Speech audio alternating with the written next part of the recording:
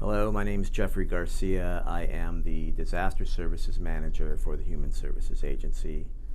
My role with the Human Services Agency as Disaster Manager is to have a full-time presence as a coordinator and oversight with mass care and shelter functions throughout the county. This is a state kind of direction as part of social services function at that level, and at the county we are assuming the responsibility for that. And it's a new position that's been created because the leadership here at a Human Services Agency is fully committed to the mission, and they want to make sure that we fulfill that responsibility. So they went to the board and got it approved, and that's my role now. When we have disaster in the county, there's a lot of pre-planning that goes on, time permitting, of course, which could include coordination calls, discussions about planning and evacuation zones.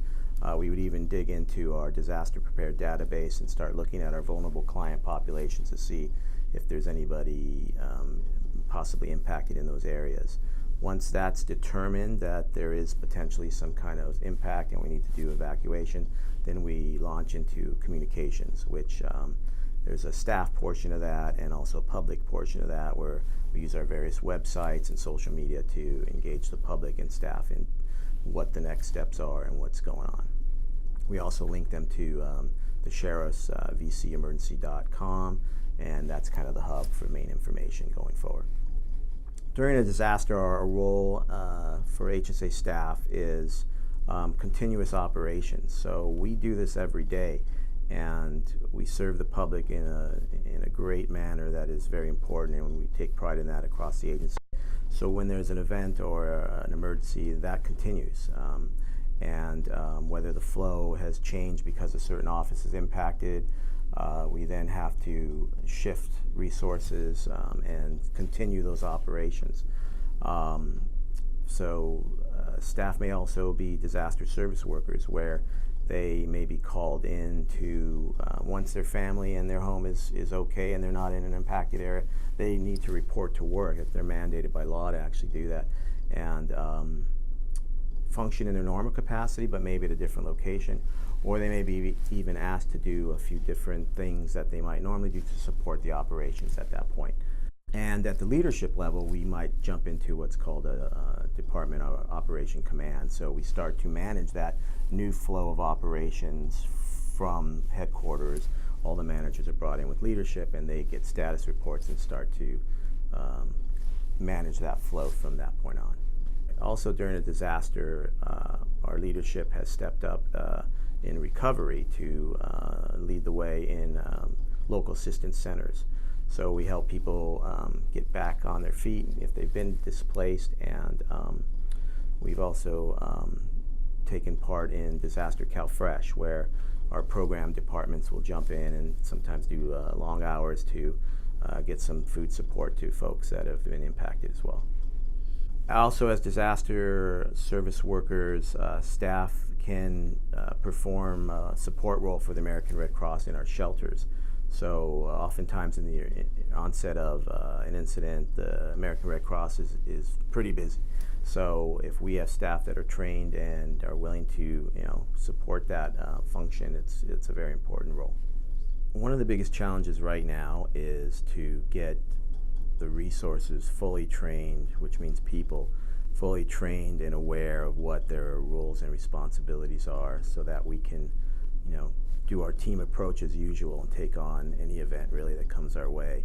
And so the more we can get staff on board to get trained and volunteer and be part of that disaster response and recovery team, we'll be set. The number one practice that I want to do, and I think it's across the board for everybody, is self-care and preparation. By that I mean take care of yourself, take care of your family, make sure you have supplies and a plan, and you communicate that on a semi-regular basis, and hopefully you never have to use it. But if you do, you will feel in a much better place than you would if you had not. Also, if you are to report to work, then you will feel better and your family feels better because they know where you are and what you're doing. So in general, what we do every day, self-care is huge. So in a disaster, it's going to be even more important. Some of my goals for the first year is we're kicking off a mass care and shelter plan, which has been a group collaboration from cross-county departments, non-governmental agencies, the cities. A big group has come together over the last 10 months and participated in this. It's been a great effort, and we are launching that out for review, and that will be the first official mass care and shelter plan that the Human Service Agency has put forth. So that's number one, and that will kind of give us some guidelines and a structure to start off with to really assume our role as oversight and coordination of mass care and shelter functions. I'm also looking at administrative infrastructure and technology so that we can again have the resources we need people-wise and also the tools we need to connect those two and have a powerful resource to react when we need to. And finally, I think the last main goal this year would be training. And as I mentioned earlier, across the board, we're looking initially at functional assessment training for a group of maybe 50 people across the county and cities that will come in and get trained, and some retrained and certified by the state to go into shelters and check on everybody and make sure that they have what they need, because sometimes you never know who shows up at a shelter, so we want to make sure that we're taking care of everybody as best we can.